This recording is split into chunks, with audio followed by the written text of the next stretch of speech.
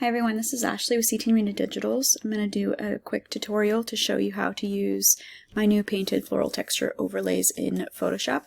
I know I have a bunch of different textures in my shop. I've done multiple different tutorials before, but I figured I would update them by adding a new one for my newest collection. So I have the image open that I want to use already. I also have an overlay or a texture backdrop open as well, but I'm going to show you a couple different ways to apply it. So you can, first you can go, you're going to want to be on your subject image, Go up to your quick selection tool and select subject up at the top. If you have your contextual taskbar open, you can select subject that way as well. If that's not viewable, you can go to your window and go to your contextual taskbar, and that will open up. I prefer not to have that because it gets in my way, but you can use that if you want to. I'm going to hide it. And then you use your plus and minus keys up here to add to or subtract from your selection. Photoshop usually does a pretty good job, but they don't always. So I'm going to use my plus tool and I'm going to select the parts here that it did not grab. And that looks pretty good. You can always fix it later. It doesn't have to be completely perfect. I'm going to go ahead and duplicate my layer and create a layer mask. Press Control or Command on Mac, plus I on your keyboard to invert that layer. And now you could, if you have the texture open, you could just come over here, select all, edit and copy, edit and paste into your image. And you can play around. You can play around with the different blending modes here to see which you like best. But go ahead, you can either click Alt on your keyboard and click between these layers, or you can right click your overlay and create clipping mask, and that's going to put it behind your subject. So that'll give you a better idea when you go to play around with the blending modes. So depending on the color and the tone of the image, I usually use normal if I don't mind doing a little bit more editing. Multiply, overlay, or soft light. I typically use them on soft light. So that's one way you can apply. I actually don't even want to use this overlay. I just showed that is a way to apply. So I'm going to go ahead and delete. And then the way that I typically do it is once I select my subject and create that layer duplicate and create that layer mask, I go up to File and Place Embedded. And you navigate to the folder where your overlays are saved. And I think there's some purples in here. I think I'm going to try this one. Okay, and first I'm going to hide it real quick. You want to make sure if there is light falling a certain way on your texture, you want it to match your digital backdrop. A lot of them aren't very obvious. This one kind of is.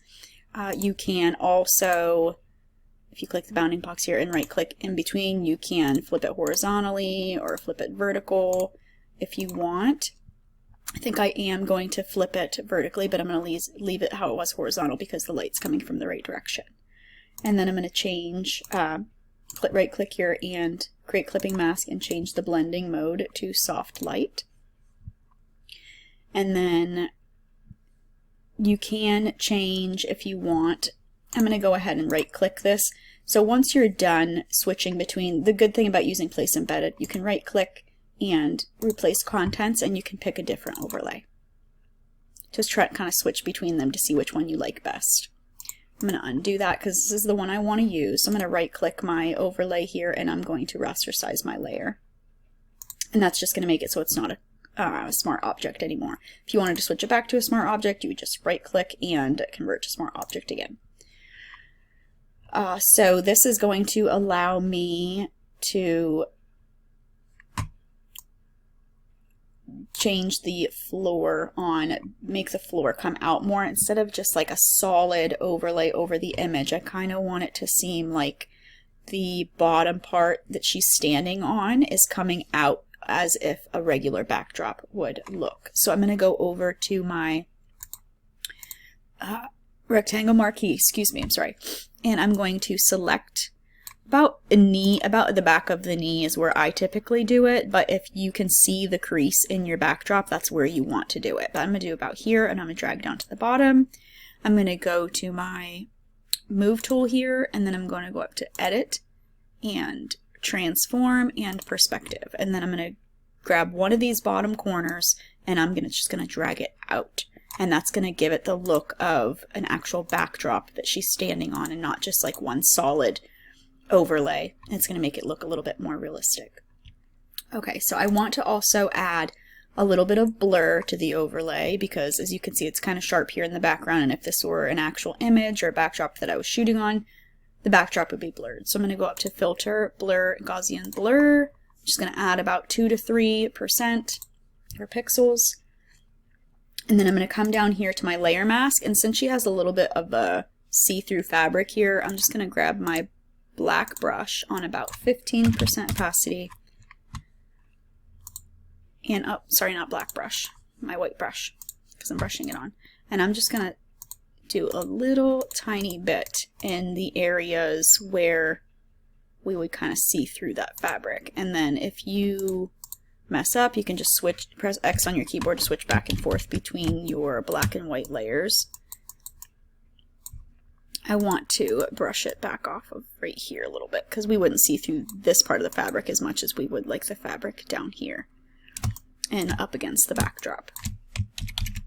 Okay, and you're gonna want to go all the way around your image and make sure you clean up the edges, make sure everything is copied and pasted really well. Everything looks pretty good, other than right here I can see. So I'm gonna make my brush a lot smaller on 100% opacity, and I'm just going to clean up that edge of the fabric there that it didn't select very well. Right here, so we're using blacks, we're brushing off the overlay pretty much, and then if you need to brush it on, right here it looks like we need to brush it on. Just go around and touch up those edges. Now, a couple of different things.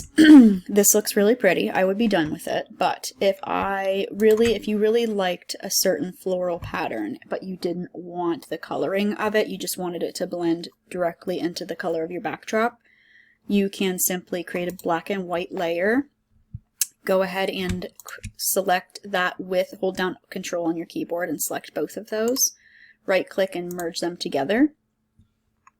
And then change to your blending mode again to soft light, and then create that clipping mask, and now it is going to just blend into whatever color your backdrop is. See, it made it all just one color of purple. It took out all the blues and all the other colors. I personally liked it the other way, but if that's something that you're wanting to do, that is a way to do it. Another different thing you can do is if you're wanting a little bit different tones, you can add a hue adjustment layer. So go ahead and go to your adjustments. If you don't see them over here, just go to Window and Adjustments, make sure that's checked, and it'll pop up over here. I'm going to add a hue saturation layer. I'm going to click right here to create that clipping mask, so we're only working on the overlay and not the image of our subject. And you can slide your hue layer wherever you want to try to change the colors. You can do the master, or if you wanted to just kind of change one color, like I could go to my cyans and just change the color of my cyans if I wanted my blues to be a little bit more purple or a little bit more blue or even a little green. You can play with it that way. You can desaturate it here. Let's go back to master. You can desaturate the whole thing a little bit if you want.